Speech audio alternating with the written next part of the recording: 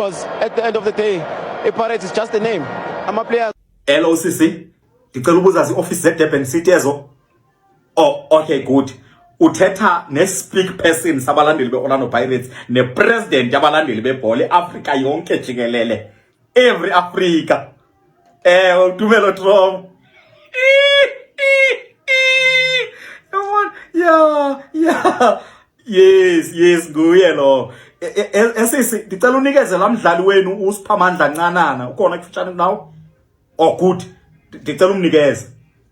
Lo ICT Pirates is just a name. Kawumniki. Hello mfaka Ncanana kunjani? Hayi siyaphila. Ndicela ubuza mfo kuba usayithetha na la nto uyithetha usithi Pirates is just a name. Hayi manje uphinde umbuzo wami mhlamba kundivanga. Uthi umbuzo wami usayithetha na. Ndiyaluva uxolo lwakho mfaka Ncanana. Uthi umbuzo wami usayithetha na la nto uyithetha usithi Pirates is just a name.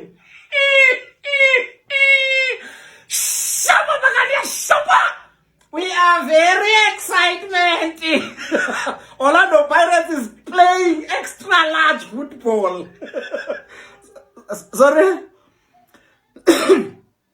No, mfaka Ncanana, asinangxaki noxolo lwakho. Uxolo lwakho siyaluva.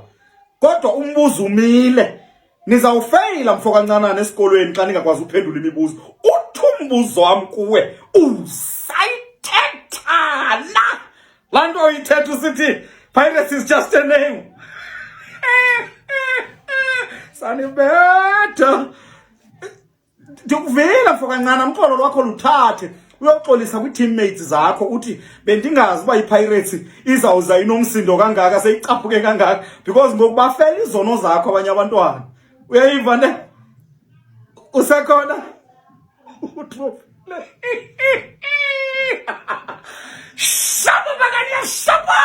We are very excited. Sukuthethe zam uyeke zakho. Sukuthethe zam uyeke zakho. Sanibetha. Bafethu nisho ukuthi leli bhola elidlalwa uDansini akumele ngabe sikhokha i-subscription thizeni ukuze sikubone. There's no way, especially some of us who don't go to Orlando, sithenga amathikithi siyolibuka, sibuka ku-SuperSport or ku-SABC. I feel like there's a price esohlangana nayo empilweni kuthiwe ilela bhola lika Dansini enani libuka mahala, because there's no way we're allowed ukubuka leli bhola without paying any type of subscription. Whatever is wrong ngaleya midfield ye Orlando Pirates, uDansini should not be dropped. In fact, whatever midfield pairing coach Wadu is going to come up with, it needs to include uDansini. The boy does not panic under pressure. The boy is always a passing option, avails himself as a passing option. The boy is attack-minded. The boy has great ball control. The boy has a forward passing him. The boy, and it's unfortunate that he's being paired with the people that he's been paired with last game and this game.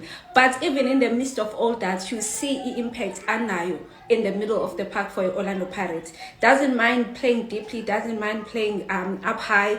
He was interchanging the position with Umbatha Namhlanje, and for me, he was the shining star. Kulia first half, horrible first half, but Dansini was a shining star. So leli bhola sibukisa lona, it cannot be ukuthi silibuka mahala.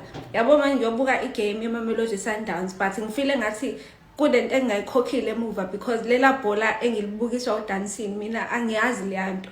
So uDansini has to have enye midfield pairing azoba nayo that will work, because leya namhlanje neya last week I will not say much about it, but Dansini is a bowler. Bafethu, do you know why Orlando Pirates won this game in the extra time? Ingoba, they started thinking on the ball. And who's the game changer? Thapelo Mokgobodi. When this guy came on for Orlando Pirates, Bafethu, Orlando Pirates started thinking on the ball.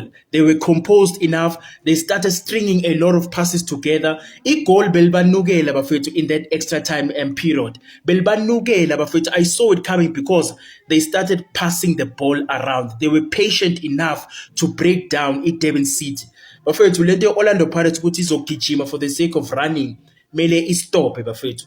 There's a lot of teams that are playing against the Orlando Pirates this season, but it's going to be difficult for them to win the treble like last season because teams have studied Orlando Pirates. They shut down Apolis.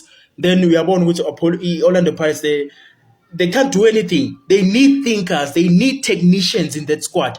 They still need to sign Buffett. Orlando Pirates in number 10 role. Yes, Tito tried today, but it wasn't enough, Buffett. You get what I'm saying? Because that Orlando Pirates team, they need thinkers. Tapelo Mokobodi Bafetu. He was my game changer for Orlando Pirates. Without him, maybe Orlando Pirates doesn't even create that corner. They created the corner because they started stringing a lot of passes together. Mokobodi at the center of that. What a player, Bafetu. Salute. No, it's fine. It's okay. Vele mina bengifuna iwini Orlando Pirates. I wanted them to win. Ngobani ngifuna kube yithini esibashayayo. Angifuni ukuthiwe badliwe abadlali abawu10. Angifuni ukuthiwa badliwe team week. Ngifuna kube yithina esibashayayo. That's it. That's it. Thank you for qualifying for the semi-finals. Pirates yabonga silindeni. Vele mina ngifuna ukuyishayela. Ngiyathanda nkosami this season kuyibambela. Inkinga zami ngiyazilungisela. Angidinge bantu. Lungile. Abese. Thank you. Sanibona bafethu uvana lo. Yabona kodwa lo goalkeeper lo abambiza uAsare. Lo goalkeeper waseGhana udlalela iDurban City. Yabona lo goalkeeper uyavimba bafethu. Uyavimba bafethu ithe phithi nje uthi ke iDurban City ayiwinanga le game. Ube kuya ngami nje mina bengizomnikeza iman of the match. Lo mjida lo bafethu he did the same thing when the Orlando Pirates played iDurban City le Orlando Stadium. Umjida indlela adlala ngakhona uyakhombisa ngempela ukuthi ke akhona ama team amaningi la ku Betway Premiership asengakwazi ke amsayine because une potential umjida ke akanayo iminyaka eminingi usathana kufika futhi ke kuyona iPSL. Athi ke indlela esedlala ngakhona. Yabo usethathe icathu umsebenzi obudlala ubani na obudlala uyena uDarren Kitts. Ngiyambona ke ubegqoka ama gloves akhe uDarren Kitts namhlanje. Into enhle le yenze uDarren Kitts uthi ke amnikeze ama gloves akhe because uDarren Kitts uyena oseretire lapha ku Durban City. So let's hope umjida ke uyawakhuphula amasokisi ngempela because we might see him playing maybe for the big 3 in the upcoming season. Indlela adlala kahle kakhona. Yabo angakhali nje kakhulu yena vele mezodlala neOrlando Pirates uhleze ezokwenza umsebenzi ubenzima for iOrlando Pirates. Yabona lo goalkeeper lo bafethu angazi ngempela udlalela icontract. Yabo lo mjida udlalela icontract. Engathi ke angenza kanje even kwamanye ama games medlala namanye ama team. Angenzi kanje nje obedlala neOrlando Pirates. Angenzi kanje medlala neKaizer noma neSundowns. Enze kanje noma bedlala neChipa. Yabo adlale kahle each and every game. Mezowenza njalo iDurban City uzoqhubeka idlale kahle because the last game iDurban City ayenzanga kahle and ubade ugoalkeeper uyena. Yabo izinto ezikanje ngempela ama team amancane njengoDurban City ngingasho ukuthi i-team encane because iyodlala kwiCAF Confed. But ke ama team njengoDurban City they must make sure ukuthi ke when they are playing big games they must perform indlela abaperforma ngayo. They must perform the same way when they are playing against amanye ama teams akhona ku Betway Premiership beside the top 3. Yabo mase kubenze njalo nje hayi ngabe bayishaye kahle. But ke good game for the goalkeeper. Let's hope umjida ke akakhali kakhulu because it's just a game. Inkinga yenu niyapaqa. Inkinga yenu nipaqa kakhulu. Nipaqa kuze kweqe. Impempe mengashaya ukuthi nje umdlalo usuphelile 130 minutes noma 120 minutes. Vala musukupaqa. Indeed, Pirates is just a name. It's just a name. If Pirates is just a name, what is your team? What is it? Is it God? No, it's just a name. Yabo. Orlando Pirates 2 Durban City 1. Umdlalo MTN quarter final khona namhlanje. Lo mdlalo uhambe kanje.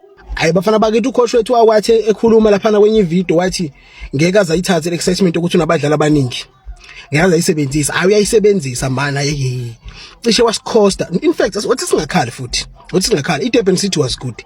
Yeah, let's just stop complaining. Durban City was good. They planned for this game. Yabo, they planned. I think mhlambe ubandile Shand ufike wabatshela ukuthi no, iPirates isebenza kanje. yabo. So for me I would say ngiyamnikeza credit Bandile Shantu umdlalo Orlando Pirates, yabo, wenze kahle kakhulu ngokufika abatshela abadlali ukuthi yini kumele bayilindele, and they did just that. Kampani Lungu uthengelwe last 5 games ade kuswelele kuhle ngiliqiniso, ubeqilaza edlala as a striker, ubekora ama goal left right and center emsayini iPirates siyamthathisa umshova right back ngobani umthengeleni kanti mdlalise phambili usekutshengisile ukuthi he can be good. Washa i-hat-trick against Mamelodi Sundowns, i-hat-trick against Mamelodi Sundowns, uyamthatha umfuqe emuva. Kampani Lungu loyo ngumzuzu wokugcina 120 minutes, 30 minutes wokugcina extra time oshapha phakathi, yabo. Oshapha phakathi uncanane secela urefu ukuthi aqede igame. It's just a name, right? So why would you ask urefu ukuthi akaqede? Why would you ask urefu no man silamlele? No, it's just a name at the end of the day. So relax, dlala ibhola lakho. And urefu sirobhile la. There was a penalty there was a penalty beshawu Kampani Lungu shawu ncanana. There was a fucking penalty. Ucoach wamfethu, let us not complain, but ukusebenzisa abadlali bonke bese abafikayo ubafake sebezosala bodwa ke manje enkundleni, ukhipho apolice, ukhipho Tito, ukhiphe kwaSan, ukhiphe yonke into enda mfethu, ukhipho Sibelebele, ukhiphe yonke into, ufaka abadlali abasha. Awucabanga mhlawumbe ukuthi usifaka under pressure ngaleso simo leso. Awukhoshi wami nami ubuya lahle, kodwa ke let us hope for the best. Ukhoshi wabonile amaphutha asambenze phambili. Big up Buccaneers, congratulations.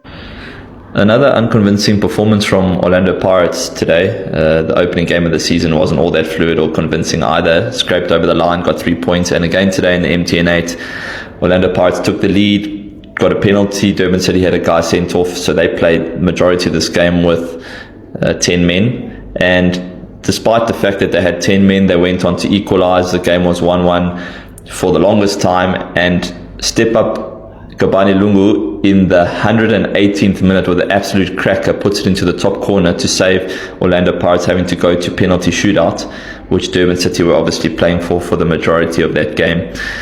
Yeah, Pirates dodged a bullet because they are not looking all that fluid.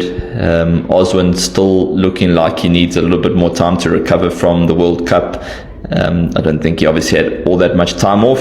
Moremi hasn't hit his strides yet, just not looking fluid. Obviously quite a new look Orlando Pirates. We've thrown in quite a lot of youngsters, new faces.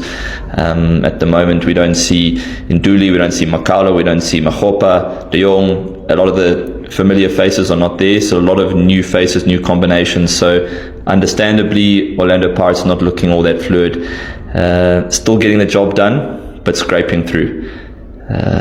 So hopefully as the season progresses we start to gain a bit more momentum and the combinations start to click, but not convincing. But into the next round we go.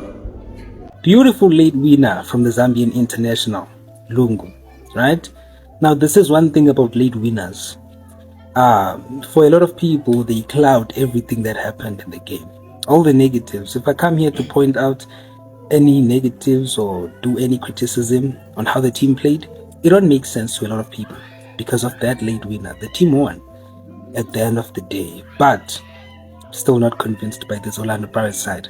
I am not convinced. I mean, if you can be taken to extra time by a 10-man Durban City side, yes, brilliant performance, defensive performance from Durban City, but come on, 10-man Durban City side and they take you to the last minute of extra time. There's really a problem. But I don't think anyone cares about the problem as long as they are still winning. But in the long run, I'm telling you, this doesn't seem like a side that is ready to defend their league title or defend any trophy that they won as part of their Achebo last season. But a win is what matters for now. To the semi-finals.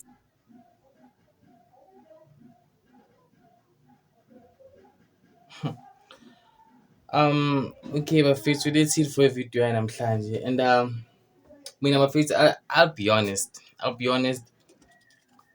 I am not convinced bafethu ngendlela esidlala ngayo currently. I am not convinced. Igame oqala was like, okay, mhlawumbe amajita mfethu they are still rusty. Mhlawumbe futhi iMilford team entsha mfethu, team esingayijwayelanga mfethu, new players, new faces, abantu esingakhonanga mfethu ukuba studisha mfethu. But now iDurban City sayazi. We know what they did to us last season. Siyabazi ukuthi futhi siyawazi nama player lapha kuDurban City, but still mfethu namhlanje we played the same way we played last week. Yo mfethu iyangifrustrate right mfethu iyangifrustrate because I don't understand why, because we only lost one player. We only lost one player and enye into mfethu last season there was a stretch of, or there was a period where we played without uReal elimele, and we still managed ukudlala kahle, sasadlala as i-Pirates and we won lama game lawo, uReal wabuya and then we kept winning yabo. But manje mfethu it's like ama-player mfethu awazani or something. There's just something off mfethu nge-team yami right now, and angazi ukuthi yini mfethu, but the players they don't look convincing mfethu kumina mfethu. And okay sure mfethu igoli mhlampe we can blame uSibangani Zulu for falling and doing le nto leya, but I'm not blaming him mfethu, because 10 men Durban City, yo.